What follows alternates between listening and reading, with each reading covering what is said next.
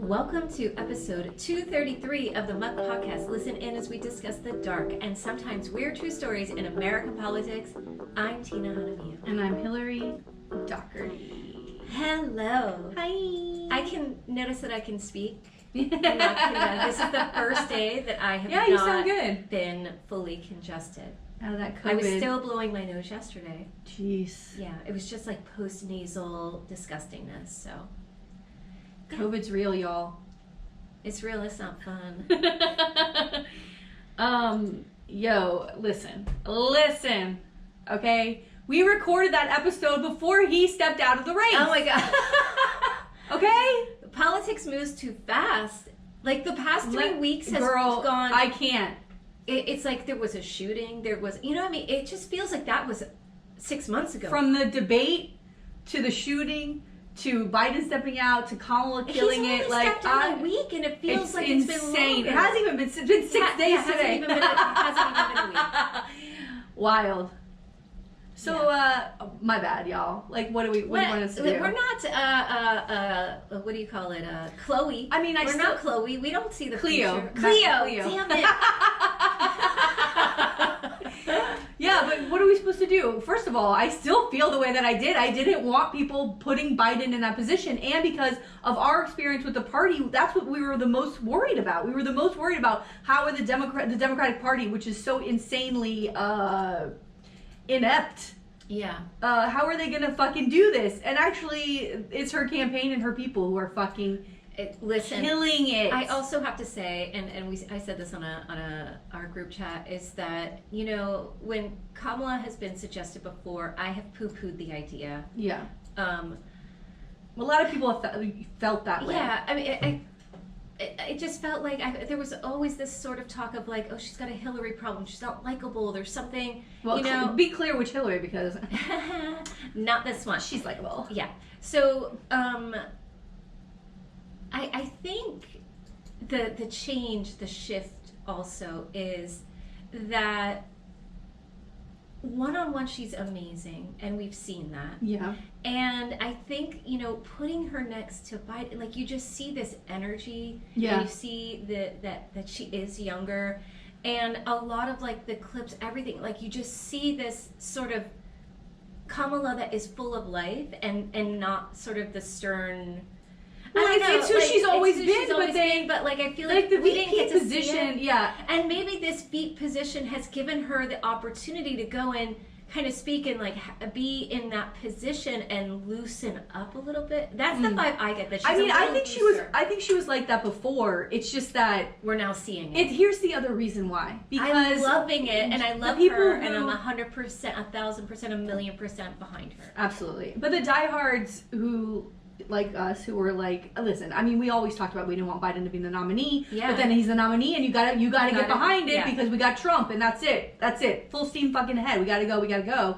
And the fact that he stepped out, I talked about, we went on Instagram Live to talk about it, but Tina had texted me that Sunday. I was making my Sunday sauce. I was so excited. I was about to watch some Seinfeld with my daughter. We're working our way through Seinfeld.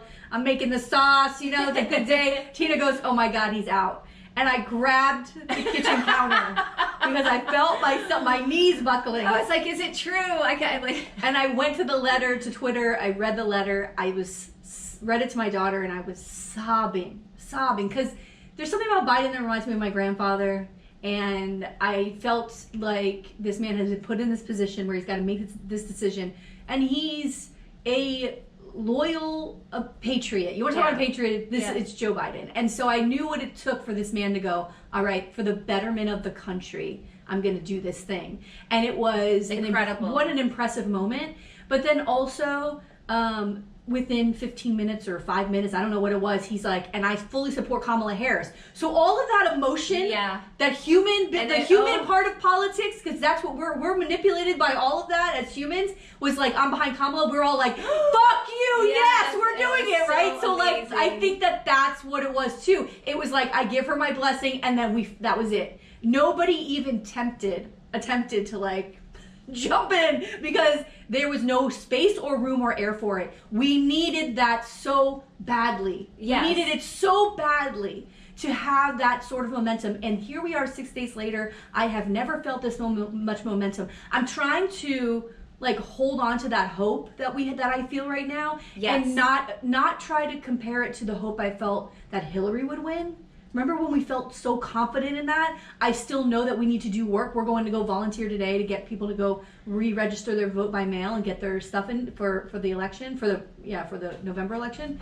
But regardless, we're here. I honestly have blocked out so much of the naysayers of like, they are literally saying she slept her way to the top. I mean, these people are pulling out things that make no sense. Yeah. And the fact that like if you have a wife, a mother, a daughter, and this is how a woman is elected, is powerful, and all of a sudden she used her vagina to get there, it's fucking insulting.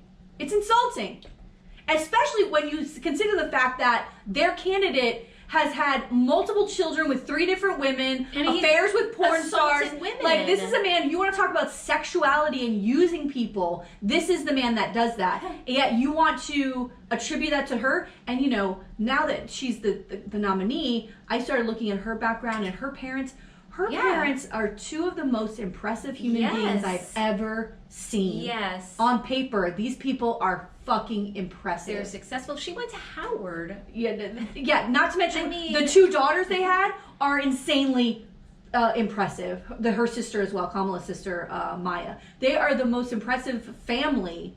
I mean, incredible people. One of my favorite stories that has come out with the Kamala nomination is her husband finding out. Did you read about that? No. So basically, he was in like LA or something with this gay couple that he knows, and they went to a Soul Cycle class, and then they're like hanging out, like having coffee. And I just want to read a little bit. So it was...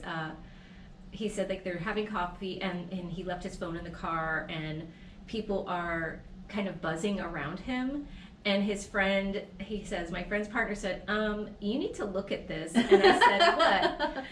And he shows him the letter and he goes, of course I didn't have my phone. So he goes, I ran, I got into our car, and of course my phone is on fire, and it's basically call Kamala from everyone. And of course the first thing that she said was, where the blank word, I need you. So like, I love it. And they seem like they're so in love and so like... that family is great. Oh my God. That family is great.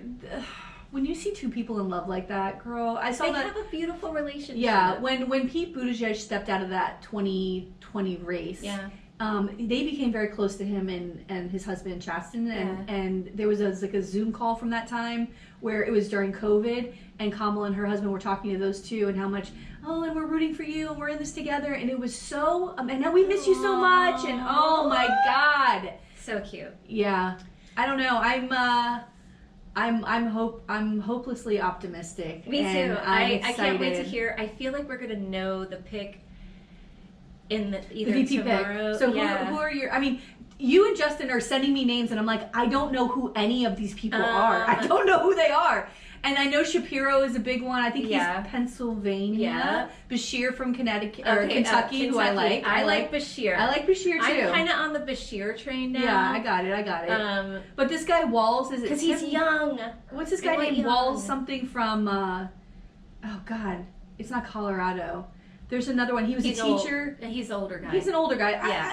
I'm okay with that. It's just as long as it's understood that we're not going to be the president. We're not moving forward with that bullshit. No. But I want young. I understand. I don't want any chance of someone going, now it's my turn. I don't want to. I hear you. No. But here's the best part. It has taken the wind out of the sails of the Trump campaign in ways that, like, and because here's what happened. JD Vance, who is a clown show. Yes. And then, how's that couch, JD? Awkward as fuck. Awkward as fuck. And then you've got, he's like a Ron DeSantis Jr. How awkward. He's worse. He's in front of crowds that like Trump. And they're like, huh? It's like crickets. Yeah. And then the power of this Kamala wind is like blowing them out of the fucking water. Like blowing them out of the water. So now sort of the whispering is that he's going to dump JD Vance. I got to tell you, I would fucking die. Now, can they do that since they've had their convention? I know. Now, I don't know if they can, 1. And 2, Trump is such an egomaniac that to replace Vance is to admit that he was wrong about Vance. Yeah. You know what I mean? Yeah. Unless, I mean, I think that listen, but this JD Vance and the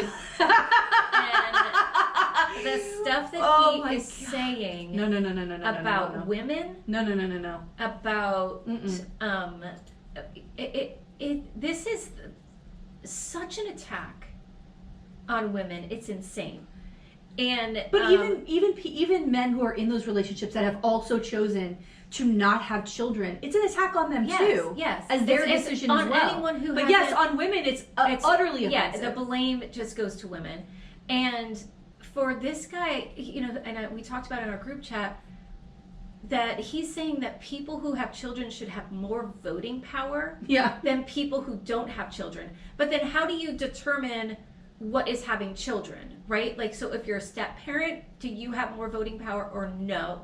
Or if you have bio children and stepchildren, like, is that double the voting power? If you have 8 kids and someone has 2 kids, did the person with 8 kids have more voting power? If someone was pregnant and they lost that pregnancy, were they still considered a pregnant? Because Republicans say all life is life, right? And that it's a child. So are they considered a parent with voting power? Someone who loses a child and, God forbid, some kind of accident or disease or something, are they still considered a parent, and do they have it's the stupidest thing I have ever heard in my life.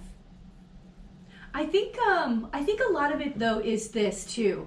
He's been saying crazy dumb shit like this for a long time. Like a lot of these old clips are coming up with stuff like that. There's also one where it's like they should pay people with children pay less taxes, which we do. Yeah, they do. We get child tax credits, so I don't know what he's talking about. But it's this very old-fashioned and quite frankly stale way of thinking that right now feels so archaic. I've never, like, you know, family values, all of that stuff, like they're trying to fight IVF, all of those things.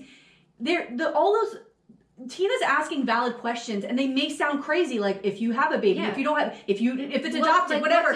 These are valid questions because all of it is so stupid. It makes no sense. And he doesn't have to think it out. He just has to say it to get a reaction from people who he thinks are going to agree with him. When quite frankly, childbearing issues or any sort of struggles that people have having children isn't a political thing. That's the thing. It goes across all parties, all religions, all humans. It's not this, but it is not, it's only if you produce children. Right. This is a very old Christian Catholic thing. It's crazy. You're creating the children, not IVF, not adoption, not stepchildren. Those are not your children. And this party, this Republican Party, and women are damned if they do and damned if they don't in the party. If you want to be a woman who either has a career or goes into politics, if you don't have children, right, they're going to call you the crazy cat lady. But then if you do have children, well, then you're not giving enough attention and time to your children because you're pursuing a career or you're pursuing politics. Right. So you're screwed. You have to be like that stupid kicker and not pursue any dreams and just stay in the kitchen and serve your husband. This is what they want from women. They're all saying it. They're all saying it. It's not just, it's a lifestyle they're trying to promote. And it's what nobody wants that lifestyle. No, and women were pilled out, man. Yeah, and maybe some women do. Maybe that's what your wife who went to Yale, or Harvard. She's a lawyer. Like, this is a woman who's having children. Does she not work? No. You know that they don't like your children, right? They're too brown for them. That's a fact. I know. Well, you put your family in the line of fire. I'll never get over that. But yeah, the judgments of single women or women who are married and have chosen not to have children or whatever, that is not going over well. And I was telling my mom this too. In this day and age, when there are more women than ever and families, couples, married couples are a family. That's a family. And if they are choosing to not have children now more than ever in 2024 than any other time in history, and that's the position you're going to take, it makes no sense. You are literally blocking voters out. And what Kamala is representing and what she has been saying and talking about in her speeches are the things we're going to change to make the future better for everyone. Protect and not about keeping people out, creating internment camps. I mean, the darkness. And I said this to you guys too, I can't imagine even a reasoned Republican being okay with Trump being your nominee when you hear him speak. It's fucking dark. It's dark stuff. I don't understand. I don't see any hope in that. I don't see any future. And maybe it's because I have a bleeding heart, but that's not somebody I would want representing me. No. So, and you know, as far as, and also, so the speeches where he looks so awkward, here's the reason why JD Vance looks so awkward and how he's trying to, he jokes, he laughs at himself, which is a total, you don't ever do that on stage. Don't ever laugh at yourself because nobody else is laughing. So then you're laughing and it just makes it awkward. Oh, God, here's the reason why. It's the Charlie Crist of it all. He's the most inauthentic person standing up there. You don't believe anything he's saying because neither does he. Yeah, he doesn't believe it either. He doesn't believe on a show. Yeah. He doesn't believe in Trump. We've got literal recordings and conversations and interviews where he talks about how Trump is like Hitler, how he's the worst, he's a never Trumper. We've got that from 3 years ago, 4 years ago. He doesn't believe what he's saying. He's doing it for power, and so he will never come across as likable. The reason why Trump is likable is because that disgusting shit he is, that is who he is. Yeah. People like it because he'll say whatever, he'll say something crazy. They like that kind of shit. They like it because he's just being who he is, and he's a disgusting monster, and some people like that. JD Vance doesn't know who he is. He's faking it to get to the top. Yeah, and that's make it, but he's not making it. It's one of the most dangerous kind of people, but he's not coming across likable because he's fake as fuck. And Trump is getting more and more unhinged and saying all of the things out loud as well. He just yesterday, I believe, was speaking to Christians at Turning Point Action or something. Oh God, that's a fucking right-wing, like, Nazi group. And he said, quote, "Christians, get out and vote. Just this time. You won't have to do it anymore." Oh my God, dude! 4 years. Oh. You know what? It will be fixed. It will be fine. You won't have to vote anymore, my beautiful Christians. So he's going to get rid of democracy. He's saying it. He said he wanted to be a dictator day one. What are you people doing? You know what? This is what we're going to do. I'm going to touch my dear friend Tina on the shoulder. I'm going to tell you this. We're not going to give them that energy. We're going to save that sort of energy for the people that we can get to vote for Kamala. Yep. Those fucking people, they know, listen, they would vote for the last time and be okay with it. And then they'll come to their houses. Oh, you don't have kids? You're coming with us. Oh, but I voted for Trump. Yeah. No, you got to go to the camp because you didn't have children, so you're not a real American anymore. Like, that's the kind of bullshit. We're going to save our energy and our time for the people who we can get to vote for Kamala. That better be all of you. It better be all of you. Otherwise, please turn this off. Yeah. Do you have anything else? I have one last thing. No, that's it. I just, this JD Vance fucking asshole. My last thing is that my favorite thing right now are candidate forums. We went to one maybe a month or two ago where I'm not going to even mention names or where we were or anything like that. But one of the candidates running for a House seat, didn't come to the forum, but there was a guy there who's like, I represent the campaign. Like, maybe he volunteers for the campaign, and sat at the front on a panel and answered questions as if he was the candidate. It was the most awkward, weird thing ever. And it was funny because I sent you a clip of it. I'm like, this is not the candidate. But it was weird because he's answering the questions. So candidate forums can be very interesting when you're watching them. And I watched one this week, and the funniest thing to me is when you have incumbents who are running to go back to their seat, and they have someone challenging them.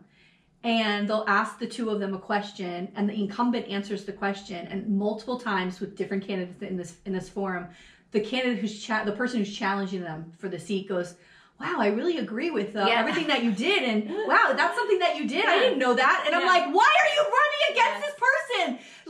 They're doing a good job. Leave it be. What are you doing? You're embarrassing yourself. You shouldn't be a kid." It was shocking to me to watch how the people who are fighting to keep their seats are so much more prepared and competent and know what's happening with the issues of those seats, and the people challenging them know nothing. They know nothing. You're wasting everyone's time and money where they could be going out and they could be supporting other people or continuing to fight on their jobs and not have to waste their time campaigning, and just let them have their seats because they're doing a good job. You don't even know what they're doing? Get the fuck out of here. Or the candidate would answer first, and the person running against them would be like, I did and that. I'm going to do this, and I'm going to, like, would repeat word for word what the candidate or the incumbent said. It's just ridiculous. It's and frustrating for me to see really good people have to waste their time running against clowns. Yeah. The other thing that is always frustrating is looking at races and seeing races where there are like 7 Democrats running, sometimes against an incumbent Democrat, and it's like, why are you doing? I don't understand. And this is where I feel like you never tell anyone no, you shouldn't run, but maybe the party could say, hey, this isn't the right race for you. Like, if you want to get involved, like, hey, maybe start here or do this or do, I feel like these are conversations. Have 2 or 3 people in a race, maybe. But if there's an incumbent that's a Dem that's doing well, why are you putting that seat at risk? Or why are you potentially splitting off votes? I don't understand. Or as a party, have an endorsement process. Well, so that they fill out questionnaires. That's clear. The entire membership votes on who gets endorsed. Transparent. Because the Broward County Democratic Party sent me a voter guide this week, and like I said, the only place they're guiding me is to an early grave. And because there were some seats where there's multiple Dems running and there's only one Dem that they're recommending. Yeah. Then there's other seats where there's 4 Dems running and they list all 4 and say pick one. Yeah. What the fuck are you doing? That's not a guide. It's confusing. It's a roadmap to hell. And get the fuck out of here with this. Stupid. And what is the process? Yeah. Where are the minutes? See, we're not involved. Now, maybe this is where it's like, get involved. Yeah. Would maybe make sense. Okay, maybe. But as someone, like, I didn't hear that there was a meeting on this. I don't know who's on that committee. I don't think it's regular members. That's what I mean. So, but to the regular members, can they say to us, like, here is our process. Here's the checklist that we use to determine who we are endorsing. Yeah. Where is the transparency for the members? There's definitely no way that they didn't hear from other people, actual volunteers and people who go to all their meetings. There's no way they sent that out and people were not reaching out to the chair saying, why isn't this person listed? There literally for a state Senate seat, there's 1 person listed and there's 3 really good Dems running. Like, I don't understand why you would list just 1 person, except that maybe there's some favoritism, allegedly. I mean, I don't know, happening. I don't understand that. That doesn't make sense to me. But again, I don't know the process. But don't say it's a voter guide. Just say, hey, here's some random people running. Yeah. Because you're not helping anybody. People can look it up themselves. And I even for the school board, I don't even think all the school board seats were listed. Very odd. Yeah. Well, I guess they have their it looked like, all right, I don't want to. Who cares? I was going to talk about more stuff, but you know what? Who cares? We're moving on because I am very excited. Okay. About my person. It might be a little long, but it'll be really good, and I think it's worth it, and it's time. Oh. Are you ready? Yeah. Because today, girl, I'm covering Joseph Robinette Biden Jr. What? Let's talk about this motherfucker. Okay, let's Are you ready? I'm ready. Okay. I was going to cover Kamala, because I was just reading about her life, and I was like, then I watched this clip. There's an amazing clip of President Obama. The last presidential medal of freedom that he gave was by his vice president Biden, and it's a 30-minute ceremony. And I watched the entire thing and sobbed the whole time. And I was like, and he's talking about Biden's life and his parents and the things his parents would say to him. And I was like, ugh. And I said, I gotta cover Joe Biden because you know what? Like, we cover shitty criminals, whatever. And there's some things in here. There's some things in here where I'm like, maybe you shouldn't have voted for that, right? Yeah. We had a long career, but this man should be celebrated, period. Yeah. And so I have to say, and I know I'm going back to like the old Joe Biden thing, but like I saw him, he gave, a couple speeches since, and he looks so tired. I know. It's weird now that you, and because I think we were also trying to be like, he's good, he's fine. Good. And it just made me very happy that he's gonna go chill out. It seems like he's like, I mean, literally in a speech he was like, oh, I'm feeling better for COVID. I was like, remember when Trump told her to put bleach in to inject bleach in their veins. He goes, I think he missed it and went right to his hair. And everybody started laughing. He's like, oh, I should have said it. Yeah. This is it. He's like, I don't give a fuck. Yeah, he's like, I don't give a fuck. It's great. Okay, so let's talk about President Biden. Are you ready? Yeah. Okay. Joseph Robinette, which I love that name. Robinette. Biden Jr. was born November 20th, 1942 at St. Mary's Hospital in Scranton, Pennsylvania, to Catherine Eugenia Biden and Joseph Robinette Biden Sr. He was the oldest child in a Catholic family, mostly of Irish descent, and he has a sister, Valerie, and two brothers, Francis and James. Biden's father had been wealthy, and the family purchased a home in the affluent Long Island suburb of Garden City in the fall of 1946. But he suffered business setbacks around the time Biden was 7 years old, and for several years the family lived with Biden's maternal grandparents in Scranton. So Scranton then fell into economic decline during the 1950s, and Biden's father could not find steady work. Beginning in 1953, when Biden was 10, the family lived in an apartment in Claymont, Delaware, before moving into a house in nearby Mayfield. And Biden Sr. later became a successful used car salesman, maintaining the family in a middle-class lifestyle. Okay. Amazing. Reminds me of my grandfather was like, you know, he coming out of that depression and having to go from job to job to keep his family. Yeah. So Archmere Academy in Claymont, at Archmere Academy in Claymont, Biden played baseball and was a standout halfback and wide receiver on the high school football team. And though a poor student, he was the class president in his junior and senior year, and he graduated in 1961. Aww. He then went to the University of Delaware, and he briefly played freshman football and was a very unexceptional student.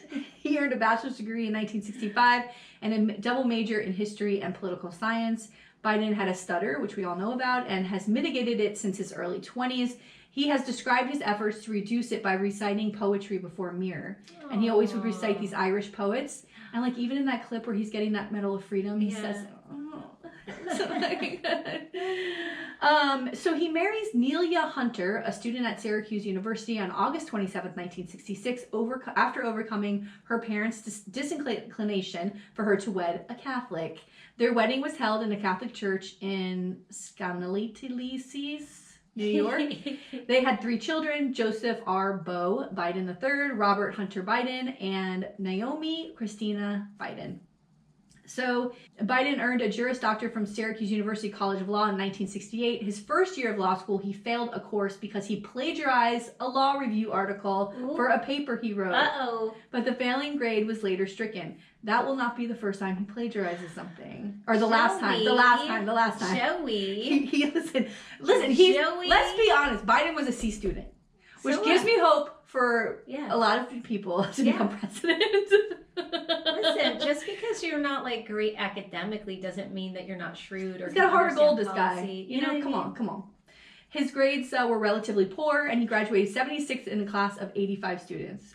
Look, what are you gonna do? He wasn't at the bottom. What are you gonna do? Yeah, he wasn't 85. Yeah. He was admitted to the Delaware bar in 1969. He passed the bar. That shit's hard. Yeah. Biden clerked at a Wilmington law firm headed by a prominent local Republican, William Prickett, in 1968. And he later said, quote, he thought of himself as a Republican, end quote.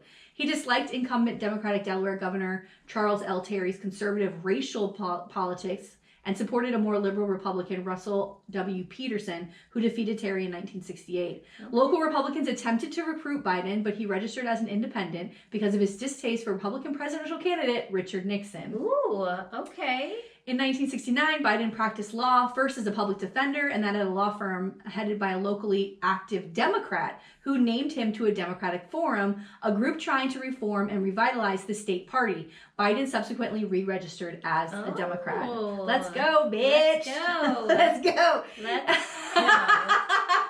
We were this close to losing him to the other side. Oh my God. He would have never survived on the other side. He's too nice. I agree.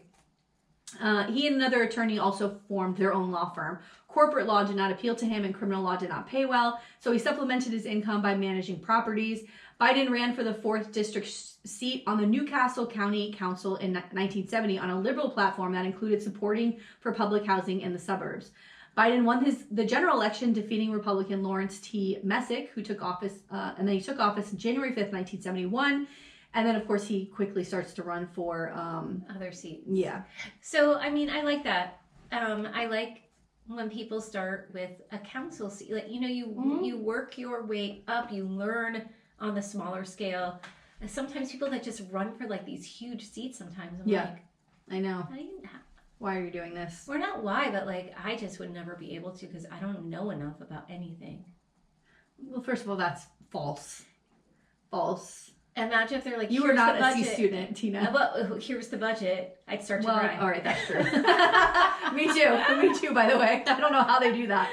How do you make decisions on like who's getting what? So Biden defeated, he runs for the U.S. Senate from Delaware in 1972, so just a few years later, and he defeated Republican incumbent J. Caleb Boggs to become the junior U.S. Senator from Delaware in 1972. He was the only Democrat willing to challenge Boggs, and with minimal campaign funds, he was thought of to have no chance of winning. But family members managed and staffed the campaign, which relied on meeting voters face-to-face and hand-distributing position papers, an approach made feasible by Delaware's small size. His platform focused on the environment, withdrawal from Vietnam, civil rights, mass transit, equitable taxation, healthcare, and public dissatisfaction with, quote, politics as usual, end quote. We love it. Same issues today.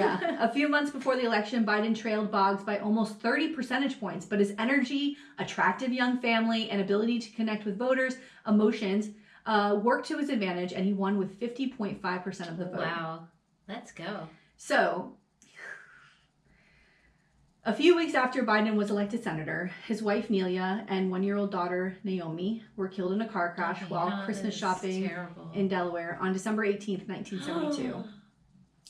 Nelia's station wagon was hit by a semi-trailer truck as she pulled out from an intersection. No. Their sons, Byeee, who is 3, and Hunter, 2, were in the car and were taken to the hospital with non-life-threatening injuries. Byeee had a broken leg and other wounds, and Hunter had a minor skull fracture and other head injuries. Biden considered resigning to care for them, but Senate Majority Leader Mike Mansfield persuaded him not to. Biden contemplated suicide and was filled with anger and religious doubt. Oh my God. He wrote that quote, he felt God had played a horrible trick on him. Let me tell you something. This is the third time this week I've heard this Catholic, let me tell you, you know what it's like. Yeah. I heard an interview, it was on Conan O'Brien's podcast with Stephen Colbert. They're both from like these really huge Catholic, Irish Catholic, or Catholic families. They called it like the tripwire, like you're trying to not hit that thing that's going to make God do something to you because you didn't do something right. And like this constant of like, if you're not on that cross and doing the suffering the way that Christ suffered, and what will happen if anything good happens, I still feel like when my AC broke, I literally said, what did I do? What did I do to deserve? Like that's still in my head, as silly and crazy as it sounds. If something bad happens, I was always told everybody's got their cross to bear. Yeah. You know, like you have to accept it. And like suffering is the way of life. Yeah. And I see that in one of my children, and it makes me, and I'm like, we don't know. We're not going to continue that another fucking generation. No, we're not doing that. No. So this, like God, that when we teach these children that God can give and God can suffer and God can take away, like you have to, and dude. This intersection, so I, many years ago I had a student who passed away a similar way, like at an intersection, and the car got hit by a truck, same thing, like a semi-truck coming through. And I listened, it is awful. It's like one of the worst things ever to experience as like an educator. But there's this lady that I follow, she's a mortician. And I follow her, and she like talks about like all these like crazy things, like, hey, like you shouldn't be doing this. And one thing that she always talks about is intersections. And I take her advice. Okay, so her advice is that when you're at an intersection, that you like the light turns and you don't go. You take that second and you look both ways, like pause for that second. Yeah. She said that the most people that she deals with intersection accidents. Oh my God. Yeah. So I go, okay, I'm gonna pause. Even if I'm gonna hurry, I'm like, pause. Okay. It's scary. I mean, Jesus. It's really scary. I know. No. This baby. Oh my God. Oh my God. And probably, like, let's be honest, they didn't put us in car seats. Oh no! You know what I mean? Well, I'm Like, we're thinking sitting on like someone's lap. if the two boys were okay, and she and the daughter, she probably had the daughter up front with her. Probably. You know what I mean? Like in a little carrier to keep her Yeah. next to her and have the boys in the back. Mm. Oh God, Girl. this poor man. It's horrible. Yeah. Yeah. I would think, God, what did I do? Right? Right. So he, a few years later, he meets a teacher Jill Jacobs, in 1975 on a blind date. His brother set him up, and I watched this Meet Cute, couples like a Meet Cute. It's a TikTok sort of thing. It's on Instagram, and they did one with them at the White House. Adorable. But she talked about he had asked her like 5 times. Oh, well, he called her to ask her on a date, and he was leaving DC or Delaware to go back to DC or something that night, or DC to Delaware, something like that. And she was like, no, I already have plans tonight to go on another date. And he was like, cancel it. And she was like, what? And he was like, cancel it. And she's like, why would I do that? He's like, because I gotta leave, and my brother said I really need to meet you, and blah, blah, blah. So she did, and they went on the date, and like within weeks, like he was so handsome. Oh my God. And he's charming. Yeah. He's charming. He's got that BDE, you know what I mean? Yeah. He does. And he had asked her 5 times to marry him, and she was like, I don't know. Because he had these little babies, he had these little boys, and so she knew that she'd be taking that on, and she didn't want them to lose another mom if this didn't work out, and so it took a lot, but of course she said yes. And they married at the United Nations Chapel in New York on June 17th, 1977, and he credits her with his renewal of interest in politics and life. And they have a daughter together, Ashley. She was born in 1981. And Jill, of course, helped raise her stepsons, which I'm sure she says are her sons, Beau and Hunter. Yeah.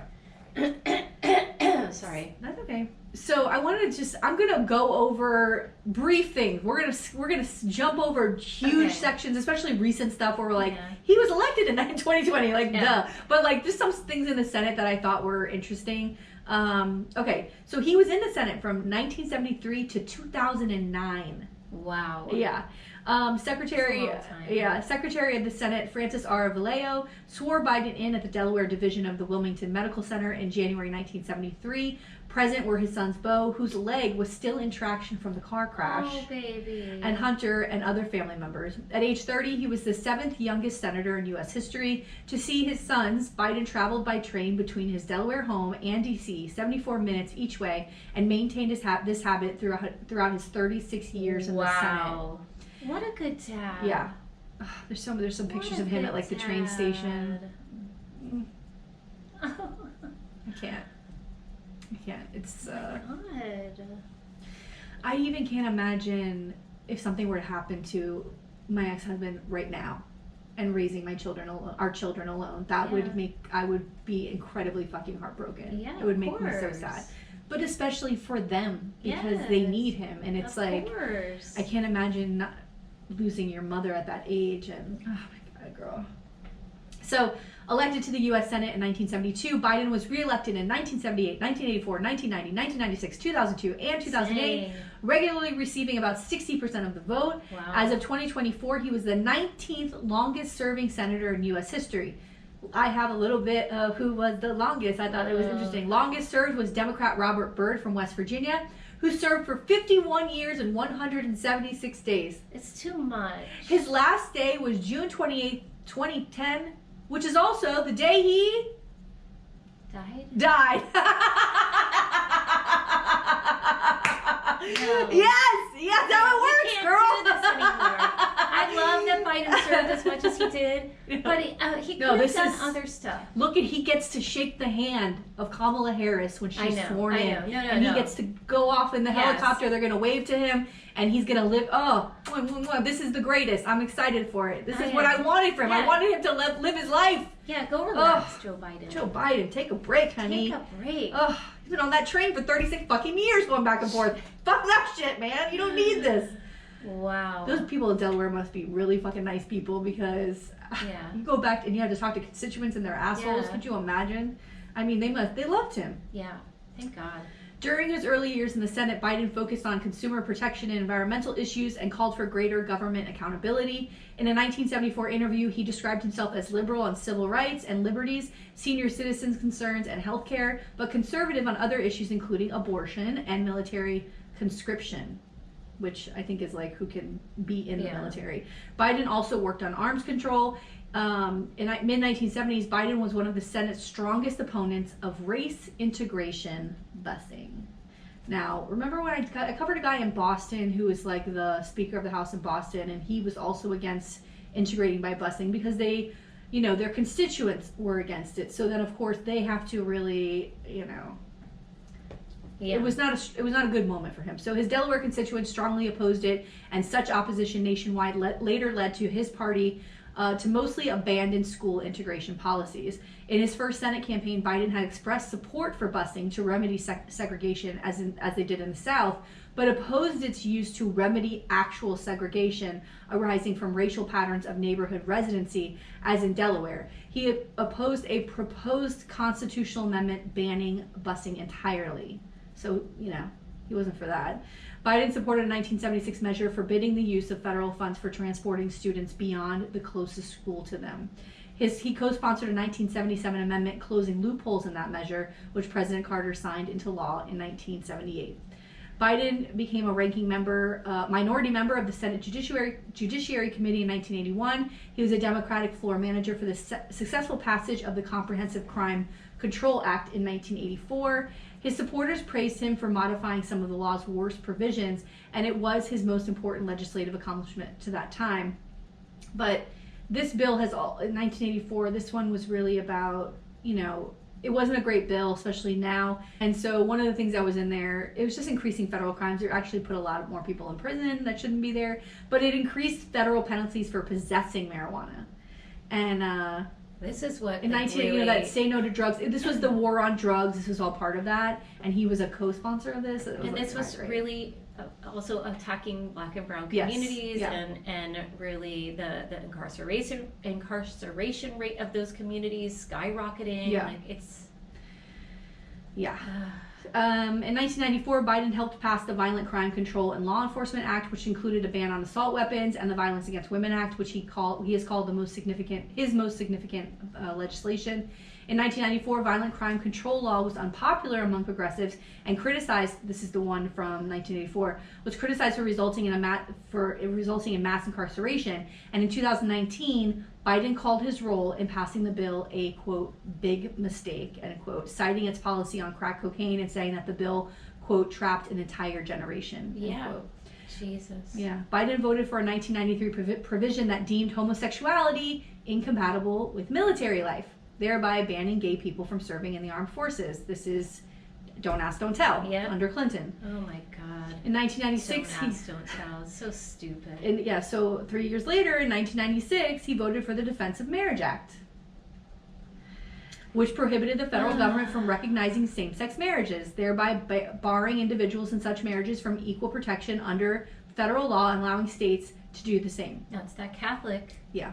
That's a big part of it. Yeah. So, but in 2015, the act was ruled unconstitutional in Obergefell versus Hodges at the Supreme Court, which actually made gay marriage legal. And Biden actually, at the time, before that actually came out, the ruling, Biden came out before Obama as the VP and said that he was for gay marriage, which was huge. Yeah. And then Obama did, like days before the ruling came out. It was a big deal that a sitting president and a VP had come out for this at the time, and it's only 2015. It wasn't that long ago, but it was a big deal. Yeah, it is crazy. It was a big deal. So on the Senate Judiciary Committee, he was a long time member. He chaired it from 1987 to 1995, and was a ranking minority member from 1981 to 87, and then again in 95 to 97. And his big thing on this was the Clarence Thomas hearing. He doesn't. It's not great. No, I know. It's not great. This is a big thing that was like. During Clarence Thomas's nomination hearings in 1991, Biden's question on constitutional issues were often convoluted to the point that Thomas sometimes lost track of them. And Thomas later wrote that Biden's questions were akin to, quote, beanballs, or like beanbags. They were trying to just lobbing these things over so he could answer these questions. After the committee hearing closed, the public learned that Anita Hill, a University of Oklahoma law school professor, had accused Thomas of making unwelcome sexual comments when they had worked together. Biden had known of some of these charges, but initially shared them only with the committee because Hill was then unwilling to testify. The committee hearing was reopened and Hill testified very famously, but Biden did not permit testimony from other witnesses, such as a woman who had made similar charges and experts on harassment. The full Senate committee... So thanks a lot, man. Now we're stuck with this Yahoo. Yeah. The full Senate committee confirmed Thomas by a 52-48 vote with Biden opposed. Oh. Liberal legal advocates and women's groups felt strongly that Biden had mishandled the hearings and not done enough to support Hill. In 2019, he told Hill he regretted treatment of her, but Hill said afterwards she remained unsatisfied. And again, there's so much more that I could get into about his time in the Senate. We're not going to be here all day, but we all know he served under many presidents, from Carter to Clinton, Bush, like Reagan. He was there for everybody. So, and he was very instrumental and important in the entire time he was in the Senate. He was someone who they would send on these foreign aid trips, and he was a big deal. And he was very good at, schmoozing. He could get people to go along and get along, right? Did you know he ran for president in 1988? I remember hearing about that. I don't remember at the time. I don't know why. This campaign's crazy, girl. Yeah, so, in 1988, though this is... What's going on here? Oh, my God. Biden formally declared his candidacy for the 1988 Democratic presidential nomination on June 9th, 1987. He was considered a strong candidate because of his moderate image, his speaking ability, his high profile as chair of the Senate Judiciary Committee at the upcoming Robert Bork Supreme Court nomination hearings, which of course didn't go through, and his appeal to baby boomers. He would have been the second youngest person elected after John F. Kennedy Jr. Imagine a Biden then. I mean, he would probably not Jr. John F. Kennedy.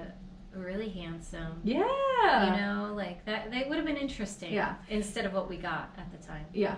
He raised more in the first quarter of 1987 than any other candidate. By August, his campaign's messaging had become confused due to staff rivalries. And in September, he was accused of plagiarizing a speech by British Labour Party leader Neil Kinnock. No, he did not. Girl, this campaign is crazy. Yeah. Biden's speech had similar lines about being the first person in his family to attend university. There was other similarities too, almost like direct quotes. Oh, come on. Biden had credited Kinnock with the formulation on previous occasions, but did not on two occasions. So later on, he was like, "No, I didn't." Kinnock himself was more forgiving. The two men met in 1988, forming an enduring friendship. Earlier that year, sorry, I stole your stuff, man. My bad. Earlier that year, though, Biden had also used passages from a 1967 speech by Robert F. Kennedy, for which his aides then took blame for it. Don't you have people writing for you, though? And a short phrase from John F. Kennedy's inaugural address. 2 years earlier, he had used the 1976 passage by Hubert Humphrey. So he's just stealing people's shit. Well, he's like... Well, but he's a C student! Yeah, he's a C student! But this is why you hire speech writers, man. And just say, look, help me out. But these idiots are copying and pasting. Yeah. Biden responded that politicians often borrow from one another without giving credit, and that one of his rivals for the nomination, Jesse Jackson, had called him to point out that Jackson, had used the same material by Humphrey that Biden had used. A few days later, so what does that mean? He's cheating so I can cheat? Get the fuck out of here. Or no, I think what he's saying is like, hey, dude, that sucks that happened to you because I cheated and I didn't get caught, but you did. Sucks for you. Yeah. A few days later, an incident in law school, so then this comes out, an incident in law school which Biden drew text from a Fordham Law Review article with inadequate citations was publicized. So now they're going through all his shit. Yeah. And he was required to repeat the course. No, he wasn't. And he passed with high marks, yeah. He had to take it over. At Biden's request, the Delaware Supreme Court's Board of Professional Responsibility reviewed the incident and concluded that he had violated no rules. Biden had made several false or exaggerated claims about his early life, that he had earned 3 degrees in college, that he attended law school on a full scholarship, and that he had graduated the top half of his class, which we know is not true. Why are you lying about that, and that he had marched in the civil rights movement. Imbra. No, I don't like that. Dude. But, I have this thing for these kinds of students, though, or people who do stuff like this. I don't know. It's kind of funny to me. It's about why? Because they think no one's going to check, right? I mean, the limited amount of other news about the presidential race kind of amplified these disclosures. So like nothing else was really happening. And so all this focus was on him.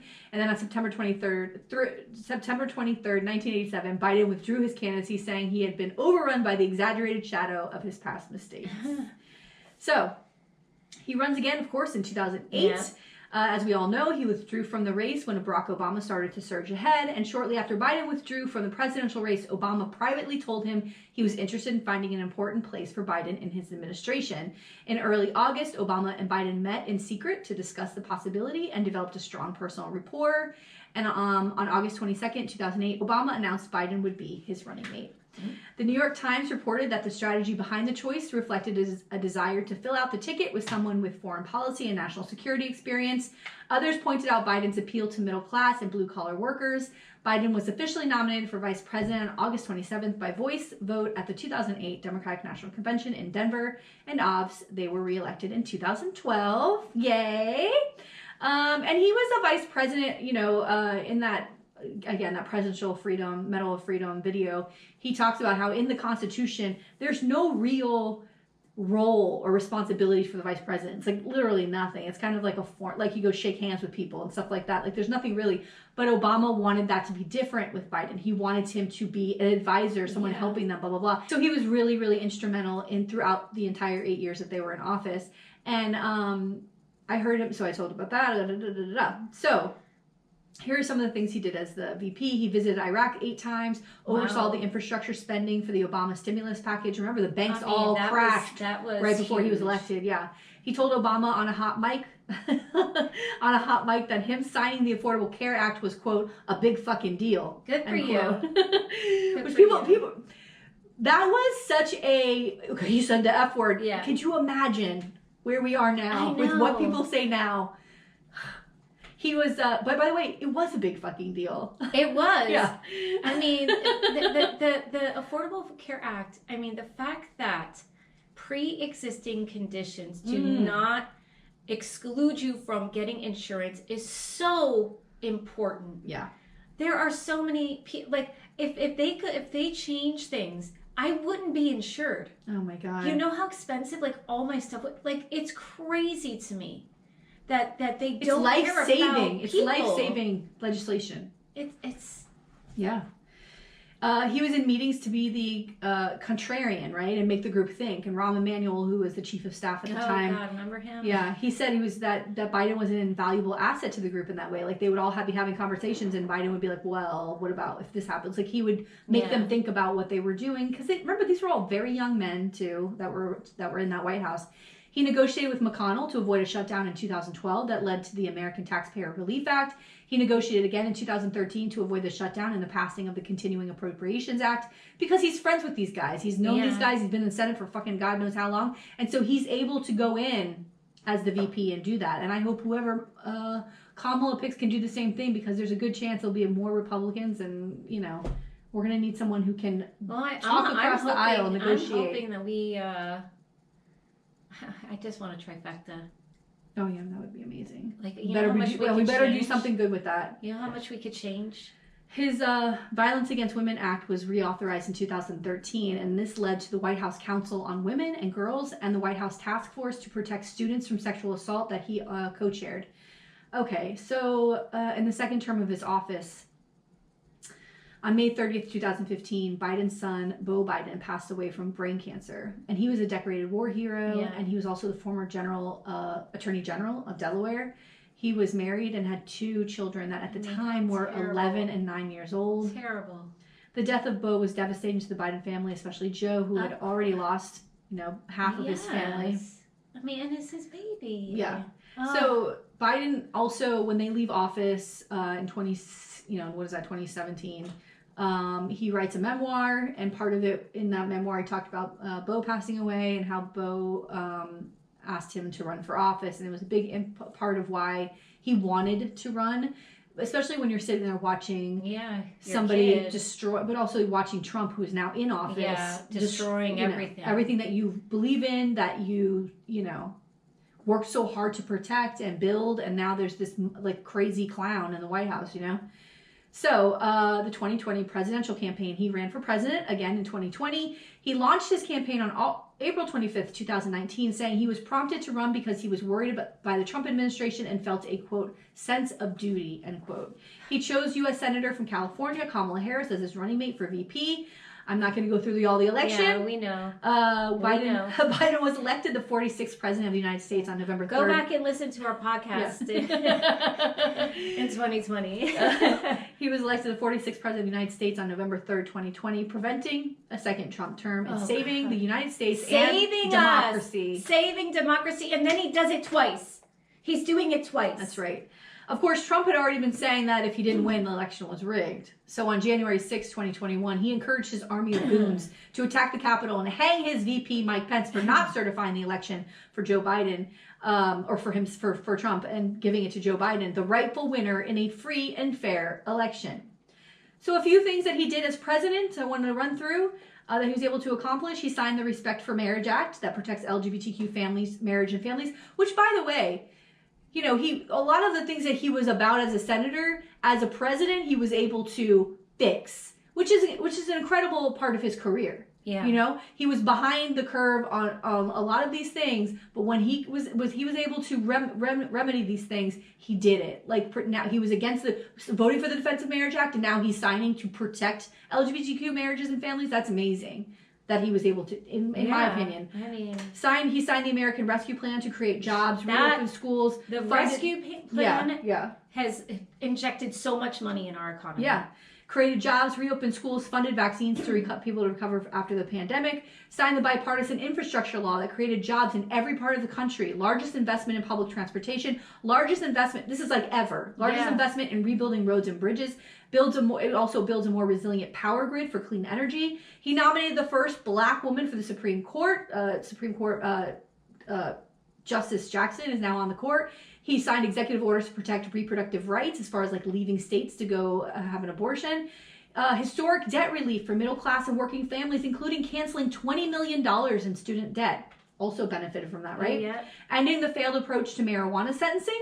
Again, fixing something he was a part of before. Pardoned all prior federal offenses for simple marijuana possession. And the list goes on and on and on and on. It's huge. So he is, I think, accomplished more than almost any president. He has done so much, and people don't recognize, because he's just working. When you have Donald Trump, you have someone who is constantly in the media and not doing any work, and the work that he is doing is all work that is harming everyday Americans. And then you have this guy who you don't hear about in the news every day. It was like boring, right? Which we've said before, like politics is supposed to be boring, and he's just plugging away and working and giving the loan relief. And there would be more, but again, he's up against the House and the Senate. He's doing what he can. He's doing what he can on his own, and he's created all of these jobs in places in America where there were no more jobs. He's like, we got to bring things back to America and not sort of outsource it anymore. That is huge for our country. Yeah. Huge. Listen, there was literally jobs in those infrastructure bills that Republicans were voting against, like Lauren Boebert, who directly was saving factories and things that were in her district, and she'd go back and they're like, why did you vote against this? Yeah. She doesn't care. Yeah, because she's like, there was like 500 or 600 jobs that were going to go away. What are you doing? Just to say no when it literally could save jobs here? It doesn't make any sense. Okay, so again, famously, July 21st, 2024, and of course, might be the most important thing he's ever done as president, is he selflessly steps aside and says he's not going to run for re-election. I mean, wild. Huge. And I got to tell you, mind-blowing. I was running around like a chicken without a head when you know I sent it out to you guys, and then I was walking around like I didn't know what to do. Yeah, I was this panic. It felt like, you know what it felt like? Yes, I was scared. Yes, I was Yes. scared. Panic, and then like then the Kamala thing, and it was like, I don't know. It was shocking. All of it was crazy. But it was exciting, and to have someone, because this whole game of politics, we see it every single week when we cover shit on this podcast. It's people who want power and they don't want to let go of that power, and they will do anything to keep that power. And that he, who has like the, biggest position in the land, to walk away from that power because he knows it's the right thing. Wow. It cannot be understated. It cannot be understated. Incredible. People what don't give up power. And then you have that against this other guy who's telling people, you're not going to have to vote again because he wants eternal power. Like, that is the difference between these two parties. It's night and day. It's night and day. It's crazy. And also, I had said, it's been a hard road. We've talked about this. When I talk about I can't do this podcast, is because the reason I'm holding onto my kitchen counter and I'm sobbing as I read this letter to my daughter, who's looking at me and saying to me, I don't understand why you're this affected, is because it's literally running through me. Like, this isn't just, we don't sit here for an hour and then go away. Yeah. This is a part of our lives almost every second of the day. It's a part of, it's like how y'all are obsessed with NFL and can't wait for NFL season to start or whatever, football bullshit. Yeah. That's a part of our life. How obsessed you are with who's on the teams and who's going to, no. That's what we're like stats, all the time about politics. Yeah. And so it's consuming, because we also know, as two people who have vaginas and uteruses, that we are all going, and we're going to be affected with our jobs and our money and our houses and our taxes and our water and our insurance. Like, we know how important all of these pieces are, and we talk about it all the time, and not just here. I know. We go to dinner parties. We're on text. Yeah. We're at birthdays. We're at wherever we're at. We're talking about this. This is it. This is what we do, and so it's consuming. So again, like it cannot be understated what this person did. And it's a sacrifice. Yeah. And he did the right thing. I would have fought for him to the end. I'll tell you that. Right. I would have dragged myself across, and anybody else with me across that finish line, to get him reelected. But what he did, it felt like this.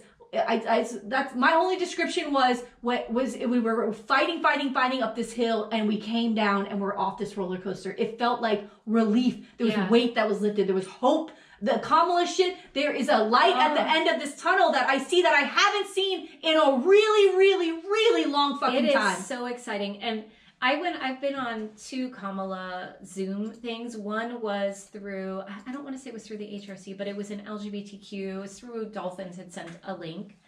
And I was on that one, and it was exciting. It was exciting of like, here's, just telling people like things that we need you to do, and whether it's giving your the time, talent, testimony, or treasure, like giving something.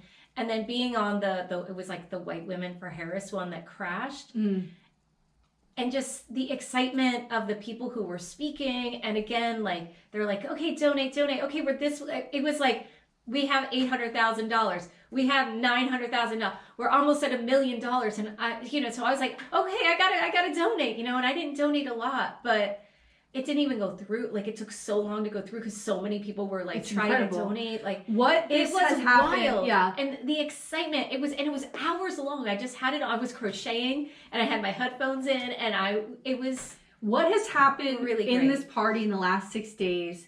It's a goddamn miracle. Yeah. It's a miracle, and it's nothing I ever would have expected, because, again, I am in this going, they don't know what the fuck. Yeah. Wait, okay, yeah, you want to take Biden off? What the fuck are we? Yeah. This I did not expect. And guess what? Nobody else did either. No. Even all the people who were calling for him to step aside could have never predicted this. No. They thought maybe we'd go to a convention and be a couple people. No.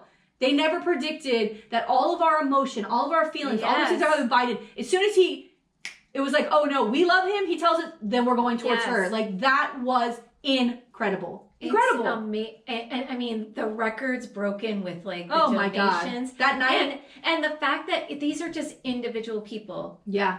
Who are giving a little bit here, a little bit here. And then of course there's people giving $5,000 or whatever. But most people are giving their $25 or $50, their $100.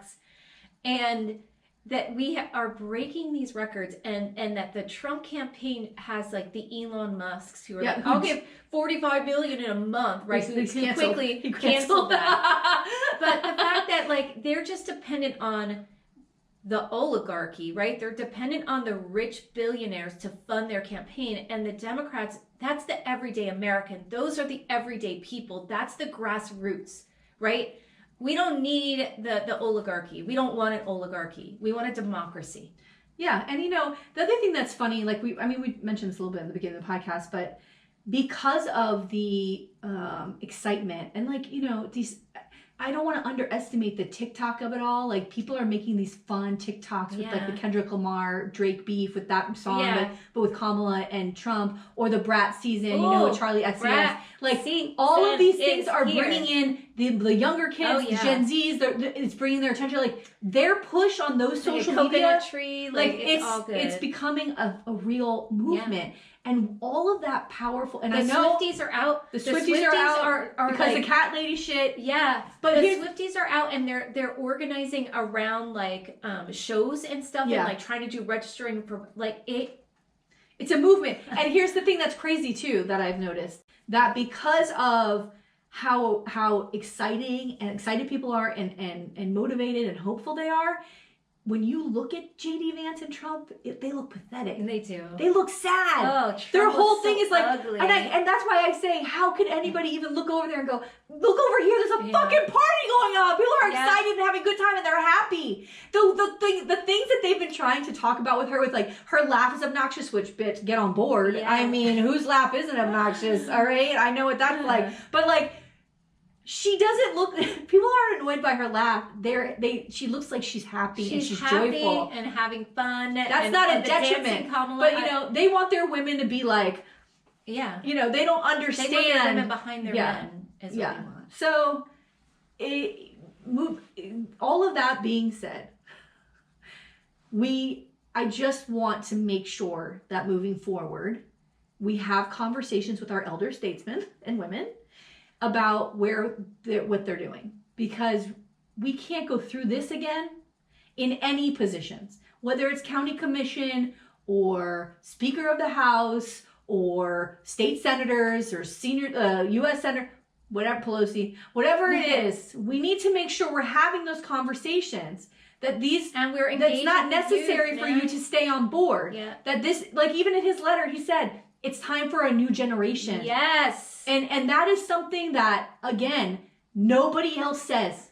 No other people say, elder statesmen say that because they love the power. And it actually makes them look foolish to still be there. It does. So that's really the end of this was really just talking about what an incredible move this was, that he did this, how grateful I am. And I never will be okay with or happy with the pressure that was put on this person who we owe a debt of gratitude to him for not just serving for as long as he did. It takes a lot to do that. It's a lot of sacrifice from your family. Even when they are not in session, they are out at home, at meetings and events and talking to people and getting, they're never really fully devoted to their families. They can't be. And it's a lot of sacrifice that elected officials have. And we owe them the debt of gratitude and respect to Joe Biden, his entire family, for their time and giving him up for all those years, and for doing the one thing that most people won't do, and that's stepping out of office. He might have just beat Trump again, like that. I think so. For us, it's everything. I think so. I think that I agree. I have faith this is going to happen. Registering to vote, like, people are excited. Yeah. They're excited. Oh my God. The numbers of people registering to vote. How many volunteers at this point? I think it's upwards of 30,000 people have signed up to volunteer for her campaign. We're going to an event today that I think that twice as many, 3 times as many people as we usually would see there. People are excited. People are really excited. So. And we have 100 days. We have 100 days. We got to do it. Anyway, that's Joseph Robinette Biden Jr. So good. American hero. Yes. Absolutely. All right. Well, that's it. Good show. Yeah. All right. Well, see you on the flippity flop. Bye. Bye.